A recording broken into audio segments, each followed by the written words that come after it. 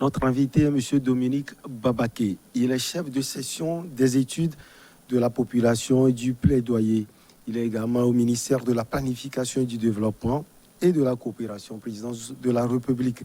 Avec lui, donc, nous allons parler de la Journée mondiale de la population 2021. Monsieur Dominique Babaké, bonjour. Bonjour Michel. Merci de répondre à notre invitation. Chaque 11 juillet est célébrée la Journée mondiale de la population, une journée instaurée en 1989 par le Conseil d'administration du Programme des Nations Unies pour le développement, pour attirer l'attention sur l'urgence et l'importance des questions de population. Cette année, au Togo, cette journée a été observée autour du thème « La santé et les droits reproductifs pour tout reste une priorité en période de Covid-19. » Je reprends le thème, la santé et les droits reproductifs pour tout reste une priorité en période de Covid-19. De quoi est-il question exactement, M. Babaké? Merci beaucoup, Michel. Je voudrais également saisir cette opportunité pour dire merci à New World TV pour cette opportunité que vous nous avez donnée pour parler un peu de la Journée mondiale de la population.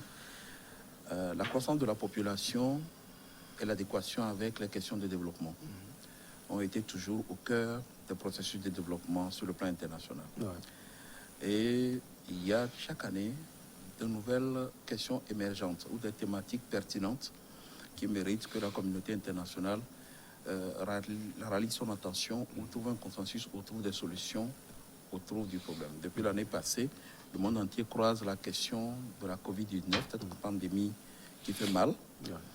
Mais tout le monde ne subit pas la Covid-19 de la même manière. Ouais. Les femmes, les personnes âgées et les jeunes et les enfants sont plus vulnérables et subissent de manière plus élevée cette pandémie. La communauté internationale a décidé donc pour cette année d'attirer l'attention sur les questions de droits sexuels et reproductifs. Et ils disent que les droits sexuels et reproductifs doivent rester pour tous un droit, même durant la période de la pandémie 19. Pourquoi? Parce que les mesures prises à travers le monde dans la riposte à la Covid-19, notamment les questions de confinement, de couvre-feu par exemple au Togo et autres, ont amené les populations à vivre seules ou d'une manière isolée, avec l'impossibilité d'avoir accès peut-être à des questions de santé, de la reproduction, à la planification familiale. Et la communauté internationale craint pour certains pays que cette situation peut entraîner un accroissement de la population et certains gouvernements seraient tentés de prendre des mesures durant cette période. Outre cette situation, la deuxième, c'est que les violences basées sur le genre, les violences qui sont faites des hommes vers les femmes ou des hommes vers les filles, on a constaté à travers le monde entier qu'il y a une recrudescence de cette violence-là durant la période de la pandémie, justement à cause des conditions dont j'ai parlé tout à l'heure, liées en termes de riposte à la pandémie. Donc il est question d'attirer l'attention des décideurs des populations sur le fait qu'il est nécessaire de continuer à préserver les droits sexuels et les droits reproductifs. Je prends un jeune garçon, une jeune fille, le manque d'information, le manque de soins pouvoir lui permettre d'être prémuni contre les grossesses précoces et autres pourrait l'entraîner à tomber enceinte ou à devenir père de manière précoce, dans tous les cas handicaper son avenir. Par ailleurs, une femme qui ne souhaitait pas faire des grossesses rapprochées, à cause de la condition de la Covid, des mesures barrières qui ont été observées, notamment les questions de confinement, pour être amenée à concevoir. Mais la communauté internationale est sensibilisée sous le 11 juillet pour cette année sur le fait qu'il est nécessaire de continuer à préserver les droits sexuels et reproductifs. Alors, M. Babaké, où et comment sera célébrée la Journée mondiale de la population et quelles sont les activités qui vont meubler cette célébration? Merci beaucoup, Michel. En réalité, au regard du contexte, le Togo a choisi de différer la célébration. Sinon, on s'est célébré à la date du 11 juillet chaque année. Mais au Togo, la date du week-end passé, la semaine qui commence à partir du 12 jusqu'à la semaine qui vient, jusqu'au week-end prochain plutôt, a été retenue donc pour la célébration. Et cette célébration a été marquée par une causerie débat à l'endroit des étudiants de l'université de Lomé le samedi passé. Ça s'est passé au village du Bénin et ça a permis donc au ministère de la Planification et du Développement, sous l'égide du président de la République, au Fonds des Nations Unies pour la population d'entretenir les étudiants sur cette thématique.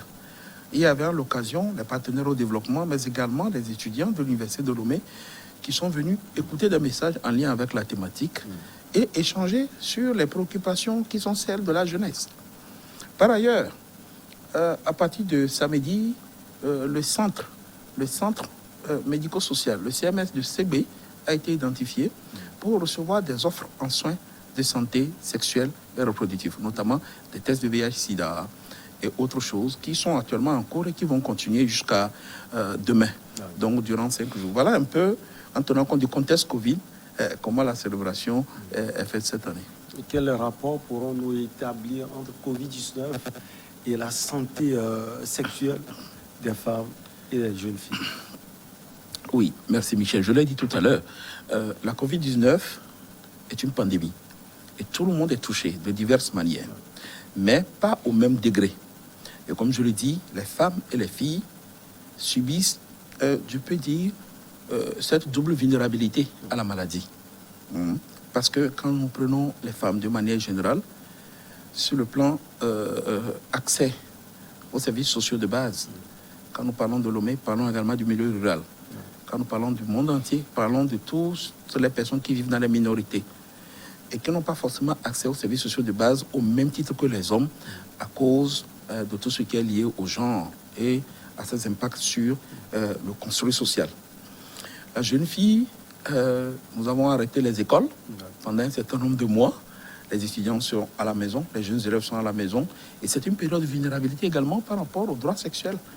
C'est une période d'ouverture. Vous savez qu'au Togo, on a pris des dispositions rapides et idoines sous l'égide du président de la République pour répondre aux besoins des femmes. Le programme Novici, qui a été vraiment salué sur le plan international et qui a permis de répondre directement aux femmes qui sont dans les AGR. Donc, les femmes subissent beaucoup plus. Les femmes et les jeunes filles subissent beaucoup plus l'impact de la pandémie que les hommes. Alors, sur le plan de la santé, de la reproduction au Togo, M. Babaké, quels sont les défis auxquels font face les femmes et les filles?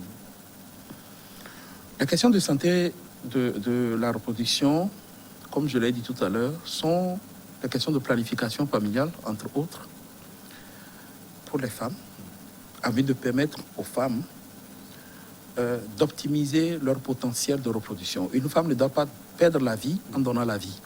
Ça, c'est un slogan utilisé par une agence des Nations Unies, le Fonds des Nations Unies pour la population. Et c'est une réalité. Au Togo, la proportion des femmes qui meurent est de 401 décès pour 100 000 naissances vivantes. Pour 100 000 naissances vivantes, quand une femme meurt au Togo, suite aux questions de grossesse ou à l'accouchement. Et donc, c'est un défi majeur.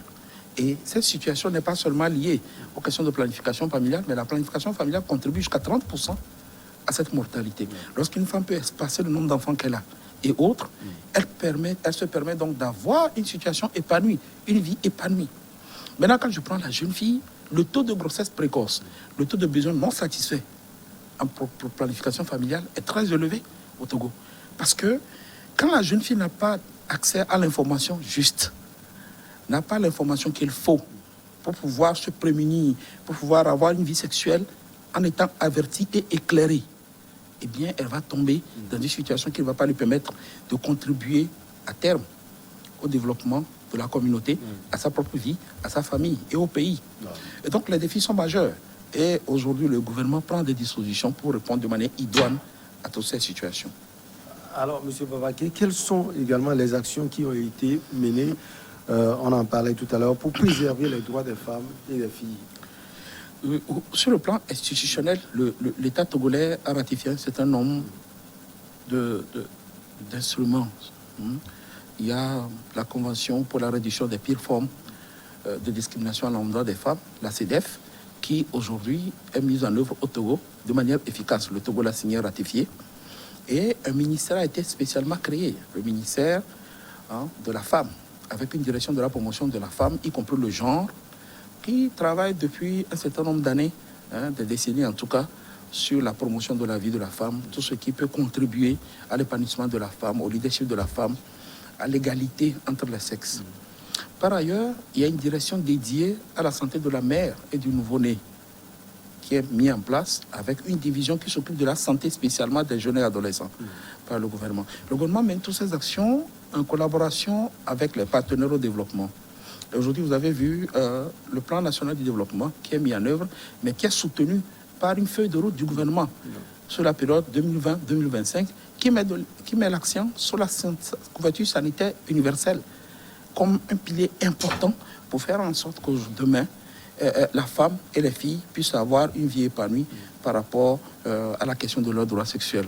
Et plus récemment encore, le gouvernement a adopté ce programme ambitieux et vraiment courageux qui vise donc à rendre gratuit tout ce qui est en lien avec la planification familiale. Voilà autant d'actions, et je le réitère, le gouvernement mène ces actions en collaboration et en partenariat avec ses partenaires au développement, le Fonds des Nations Unies pour la population, le PNUD, l'Union européenne et autres qui accompagnent donc le gouvernement, les ambassades et autres qui accompagnent le gouvernement donc dans cette dynamique-là, de faire en sorte que la femme ait sa place.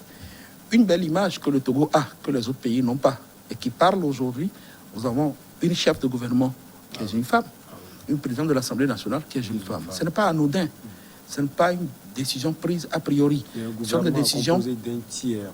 Absolument. C'est des réflexions vraiment construites par le gouvernement dans l'objectif ultime de faire en sorte que la femme ait sa place dans la société. Et une fois que la femme a sa place, donc les questions de leadership de la femme, les droits de la femme sont portés par la communauté tout entière pour leur permettre donc d'en jouir. D'en jouir, justement, ces efforts vont leur permettre d'en jouir pleinement et surtout de leur vie sexuelle et reproductive. Tout à fait, tout à fait, ouais. Tout à fait. Allez, on passe à l'autre question. Pouvez-vous nous rappeler le thème de 2021? La santé sexuelle est un droit pour tous, reste un droit pour tous dans la période de la Covid-19. En réalité, le thème international dit que la priorité doit être accordée à la santé sexuelle, aux droits sexuels et reproductifs. Que ce soit une récession ou un baby-boom. Ça, c'est le thème. Il est un peu grand. Le Togo l'a contextualisé en disant que les droits sexuels et reproductifs restent une priorité même dans la période de la Covid-19. Et comme je l'ai dit, l'idée sur le plan international, c'est de dire, écoutez, que nous ayons une augmentation spontanée de la population ou que nous ayons une récession, nous devons toujours mettre l'accent sur les droits sexuels et reproductifs. Et le Togo a déjà entamé et est sur la bonne voie pour ce qui concerne cette situation.